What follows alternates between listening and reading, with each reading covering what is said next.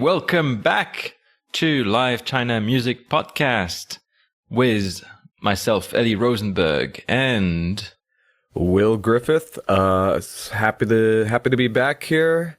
We have a great collection of tracks to jump into. But before we do, how are you doing, Ellie? Yeah, I'm doing good. I've had a particularly busy few months, and now we're going into the spring. Lots of interesting stuff happening, and I'm here for it. Well, yeah, as we held off last time, we are entering festival season now, so we're seeing lots of big festival lineups from, heavyweights like Strawberry Festival to more grassroots ones like what's that one in Chengdu?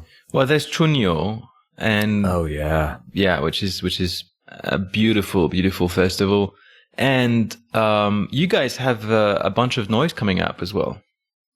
Yes, indoor as it needs to be.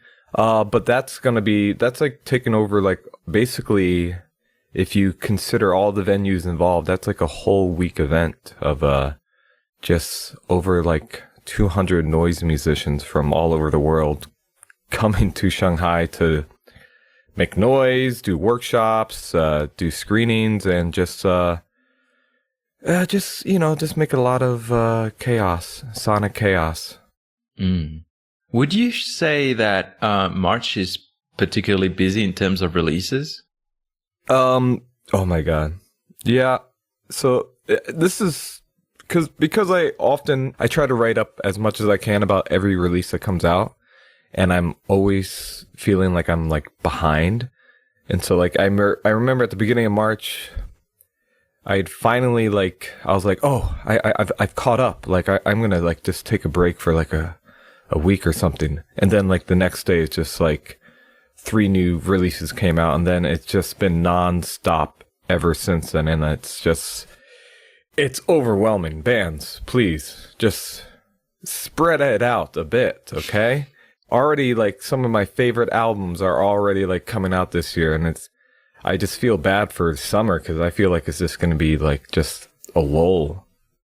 So is that the same every year? Like everyone gets their stuff out in the March, April I think there is some kind of like post-Chinese New Year kind of like people are just eager to get stuff out. And I think it's just a combination of just like people are planning like tours alongside releases.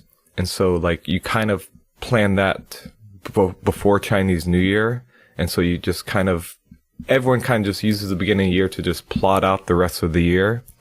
And I think that's what we're seeing a bit of here. So today we've got something for the metal fans. We've got a few tracks that I feel show appreciation for Japanese music. And what else do we have? We have some cool little tracks today.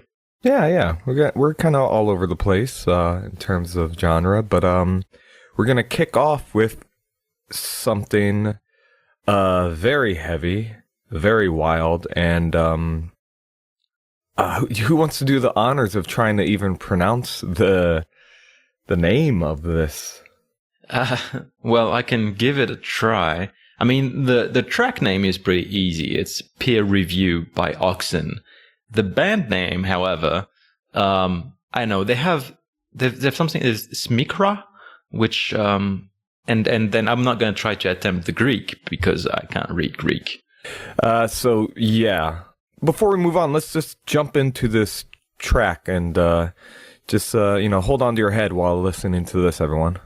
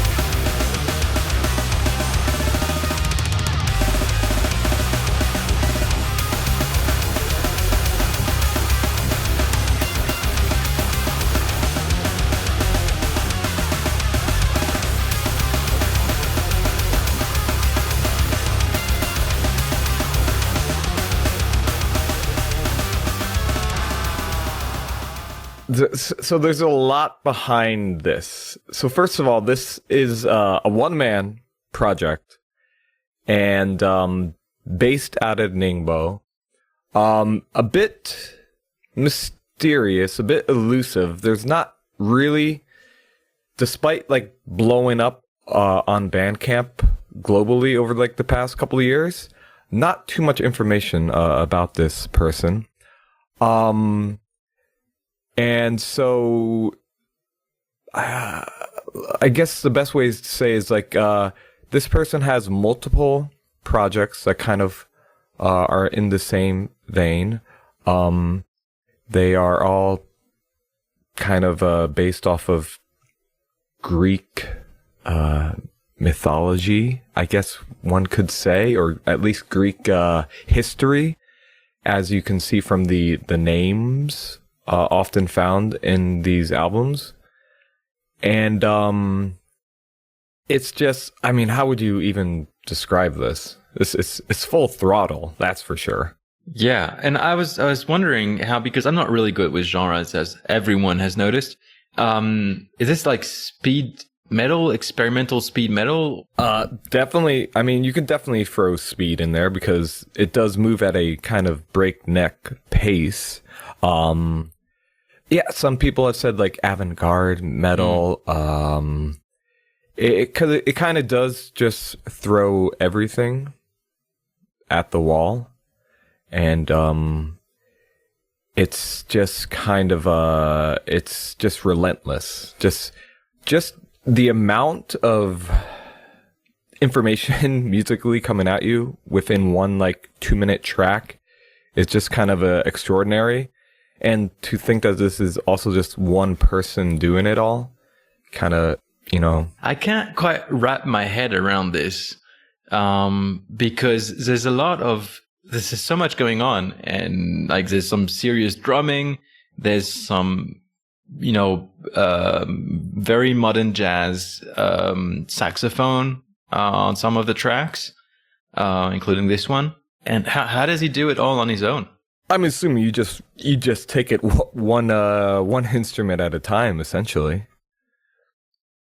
Like I'm guessing you got to start with the guitar. I would guess that's like what he's best at, the guitar and the singing, and then you have to just build out from there. He has played a couple live shows before, where he does, you know, tap other musicians to perform with him, and that was, I mean, when we're doing collecting our waiver forms, I was lucky enough to actually ask someone who actually plays bass for him when they do live settings. But yeah, I just it is kind of mad to just think of this, like, how does one person put all this in there by himself? You know, this break chord, this free jazz, it's all over the place. I'm also interested in the album as a whole, because I was listening to this track is called Peer Review by Oxen. The cover of the album is an image of the Minotaur, and this track really goes very well with the previous track on the album, which is called Imaginary Minotaurian Academy. And they really should be listened together as a pair, even though I think probably the whole album should be listened in one go. Yeah, it's short enough. Besides the last track, pretty much most of the tracks here are basically around the 2-minute mark, and it does kind of flow as a whole album together. And I like how you mentioned like the names of these tracks, because, and I'm not sure I can confirm this, but it is kind of I have heard that the the person behind this is actually a professor at a university who studies like linguistics, and so you can kind of see that kind of academia background within a lot of his work here. Yeah, and I also like that, like, he takes different approaches also through some different tracks. I don't know if you noted that, and that might be a hot take. That I might be talking out of my ass on this already one. jumping into Ellie's hot takes, everyone. But the track that follows immediately this one is I can't remember what it's called. Anyways, Major revision. Major revision. Major revision. Okay, Really so the awesome. following track, the guitar tone shifts a lot. I don't know if you've had time to listen to it, but it reminds me a bit of Dream Theater. I was looking for another band that I've heard of before that has kind of similar guitar tones, and I couldn't quite remember it. But Dream Theater is a bit like some of the guitar tracks is a bit similar. So it's like it really shifts. Like he's willing to try different things, and it's so interesting. Highly recommend everyone just jump on this guy's Bandcamp page and just, go down the rabbit hole. You will never be bored. That's for sure. So I'm going to try and attempt to pronounce the album name, and it's probably wrong. But anyways, the album is Regiadze, and it came out on 7th of March. So yeah, what do we got next here? We're gonna stay within the region. We're gonna go over to Suzhou now with Procedural Justice, and this is a young band, freshly formed last year, and yeah, I just love the kind of the bite and edge on this track. We will be playing The Rich Elderly, and this is by Procedural Justice. 就是一个关于老登的故事。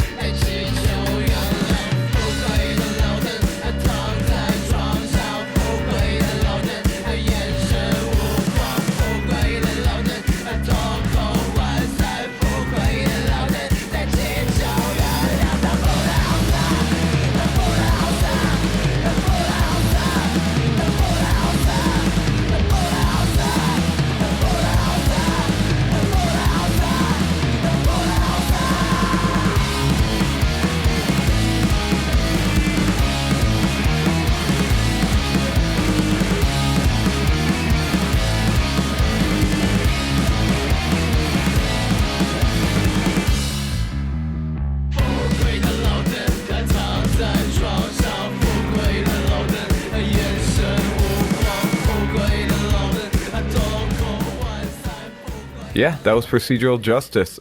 You can tell in certain songs, like when there's like some kind of like anger or some like justifiable, sincere rage within a song's content, and this track definitely has some kind of bite to it. Basically, it's a story of this old guy who's rich and he's living in fear and secluded in his house and worried that his enemies are going to come to find him and kill him. There's a sentence which I'll just translate into English directly. In the middle of the track, it says, "Rich Lodeng is begging for forgiveness. He will not die well."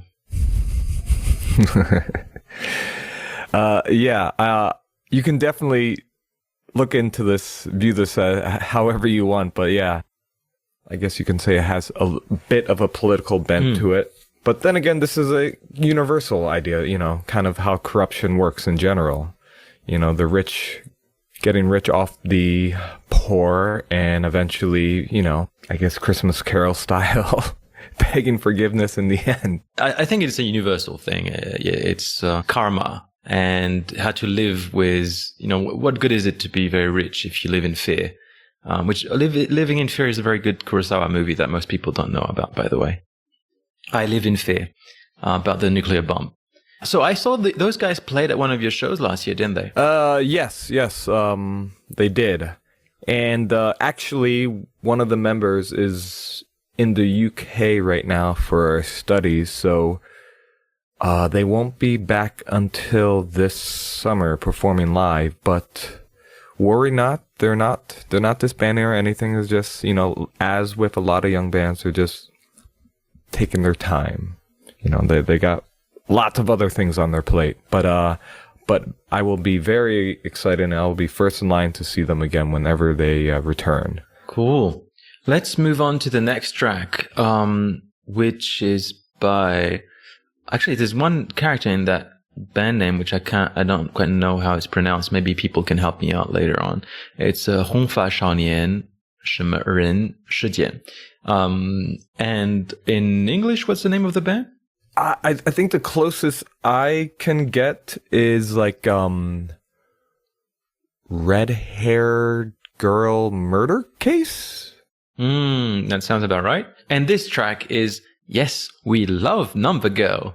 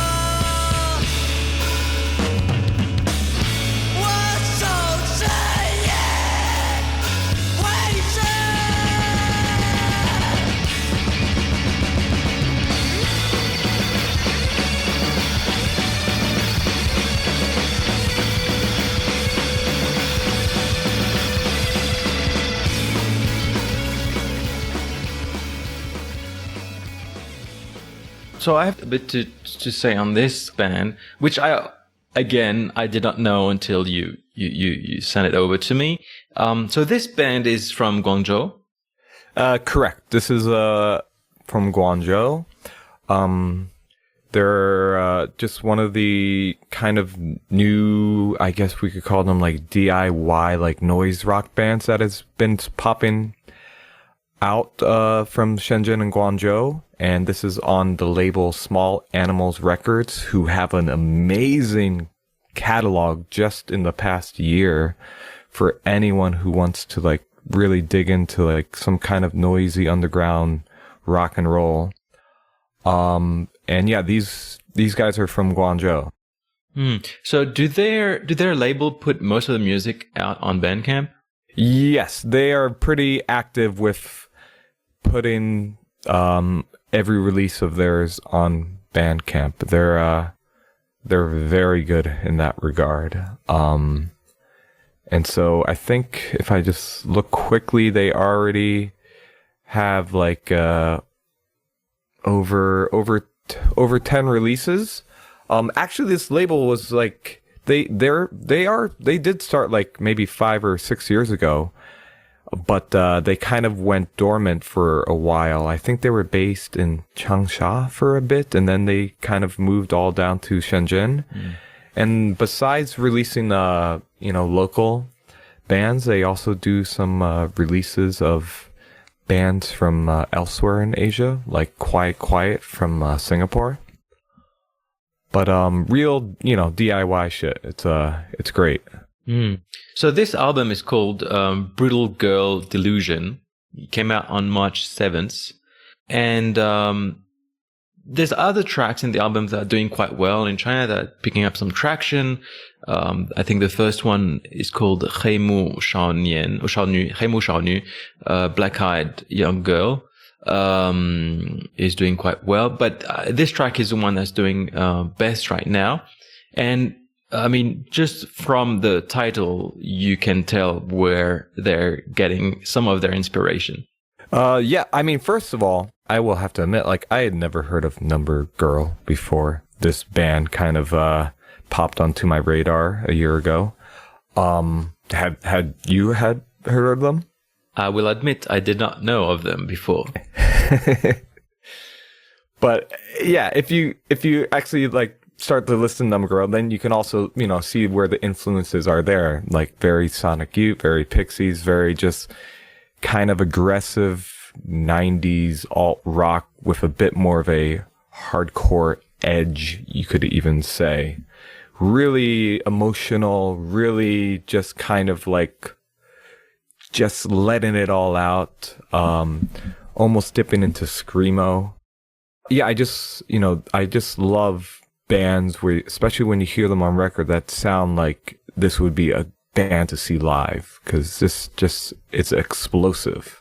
Yeah, and I know that Number Girl, the Japanese band, is well known for their lyrics. So people can hop on their Wikipedia and look it up and listen to them. But for this band, just about this track, the lyrics on this track, he's talking about fleeting moments of quiet beauty.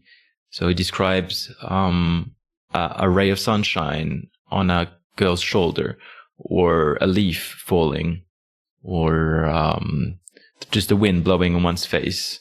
And in contrast to that, there's how fast the world is changing around him, and he can't quite get his head around it. So that's kind of like the vibe of what he's talking about in this track. And I think it just works. This band falls very much in line with a lot of these like kind of recent young emo bands that we've been talking about in the past episodes. They're very much a part of that same kind of that same group, that same emerging kind of wave of, these bands who put the very emotional lyrics and vocals alongside just really turbulent kind of guitar rock and roll. Yep. Rock and roll, baby. And let's move on to the next track, which is a little lighter, a little more on the soft edge of things.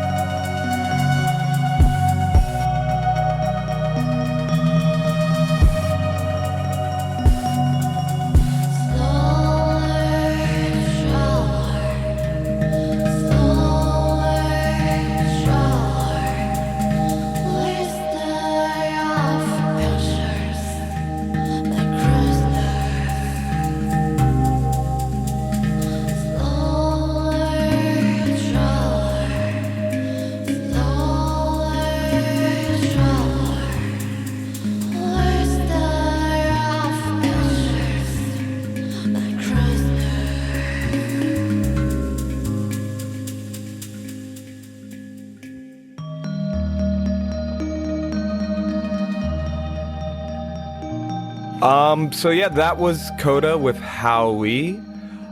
Koda is a singer, songwriter, and keyboardist from Xiamen.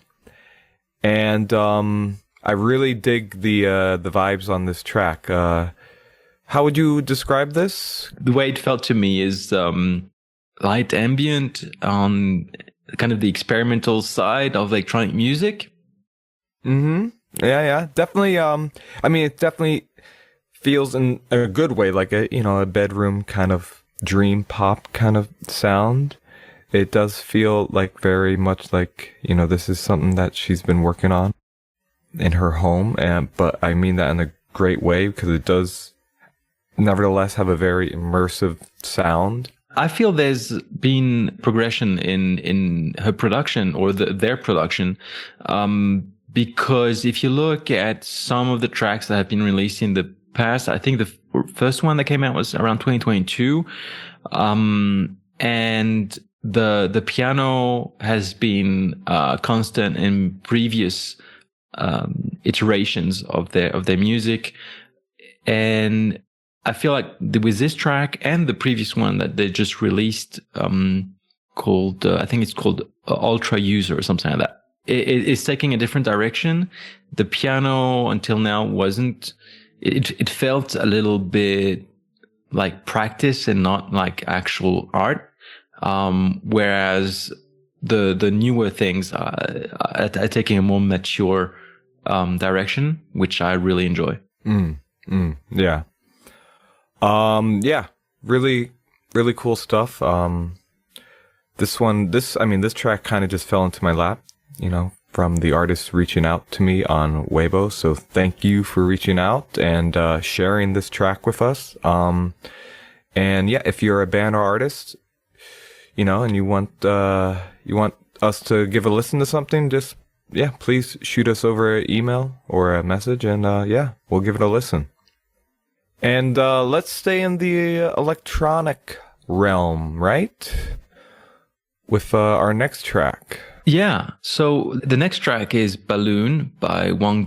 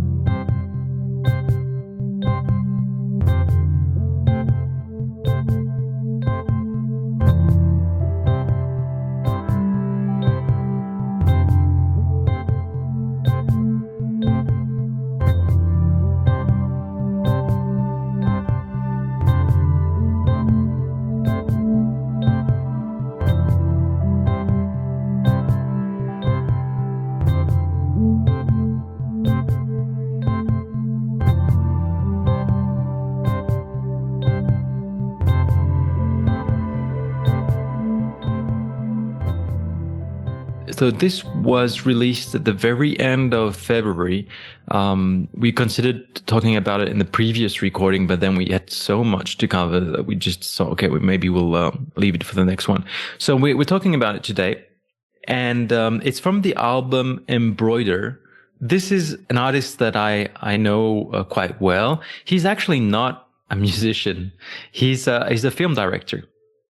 Okay, that makes a lot of sense after listening to this album. Yeah, it has a very much a soundtrack quality to it. Absolutely, and that was in my notes. What I wrote is like a quiet album of slow, colorful soundscapes that really can work as a soundtrack.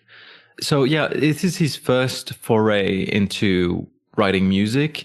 He bought himself a little MIDI keyboard after editing his last documentary. In 2 or 3 weeks, I guess, he wrote this and just thought, I'll just put it out there.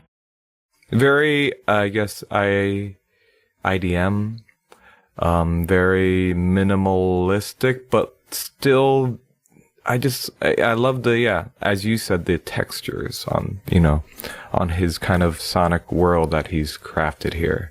It just, this is like the kind of music that kind of like, it feels so tangible, and it kind of like inspired me. I'm like, oh man, I want to like just get like a MIDI keyboard and just like start playing around. I know I would be nowhere near this level, but like it sounds so nice and so like it feels there's a meditative quality to like this kind of music that I kind of find irresistible.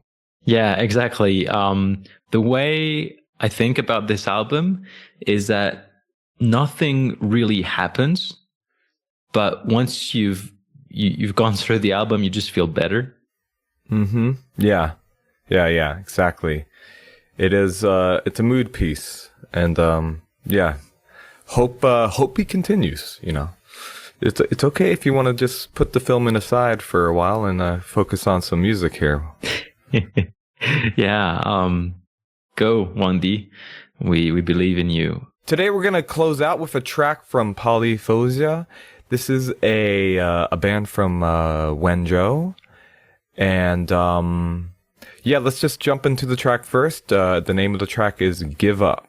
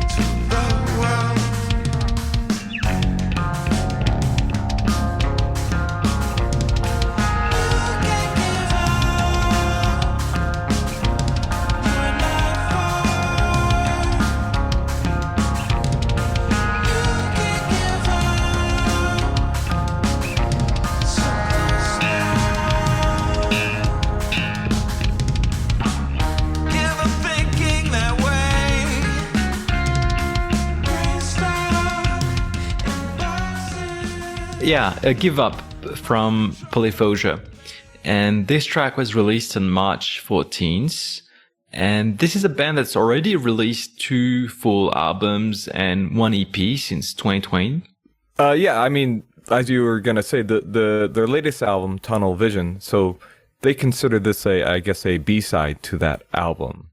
So, I mean, because this is a single that just came out, so you mean a B-side, they're coming up with a full length? I don't think they're gonna be coming out with like a full length B-side album, but I think, you know, they probably had this one lying around and they just felt it deserved a bit more.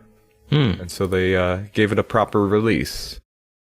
And yeah, I mean, it's a very sincere song. You know, it's kind of there's something very genuine about, you know, its simple message of do not give up. And I thought it was a nice way to close out our show today. Do you know about this band, by the way? I don't. You said they were from where? So they're from Wenzhou, you know. Mm-hmm. And the lead singer and guitarist in it is originally he's from the US, from the US, and he's been living in China for who knows, quite a while, but he's very active in the music scene.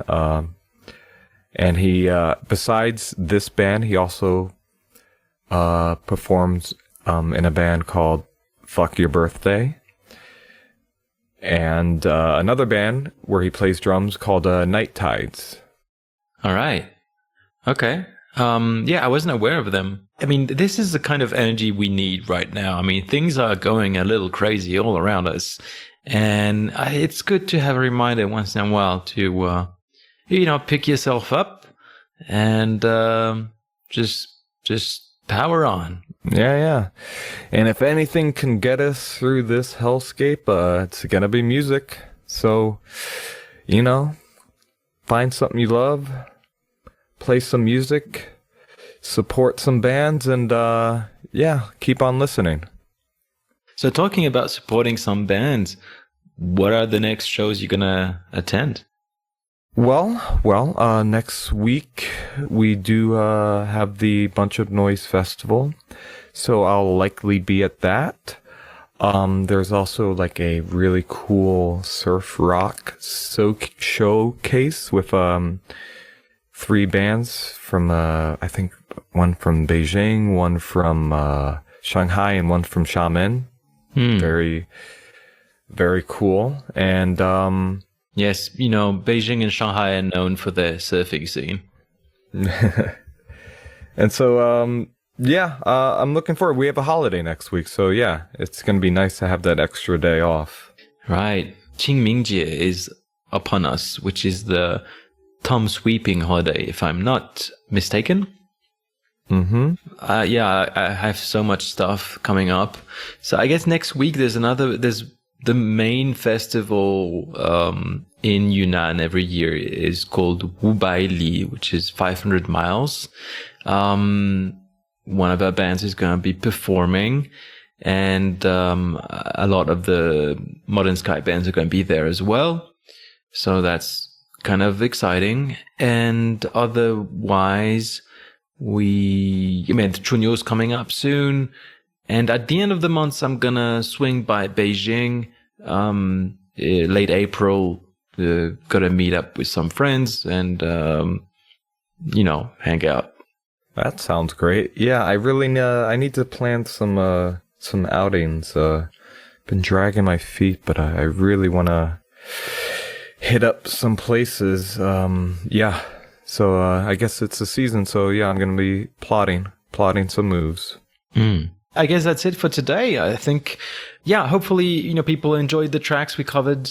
I saw that we had another comment recently from Adam, who, I appreciate being able to find. I know Adam. You know Adam? Yeah, I told him about the podcast last week, and so yeah, he's been very supportive since. Yeah, that's figuring it out. Yeah, so nice. Glad that people can appreciate some of the music coming out of China through us. Well, yeah. Again, thanks again to everyone, and we'll see you next time with our next episode. So till then.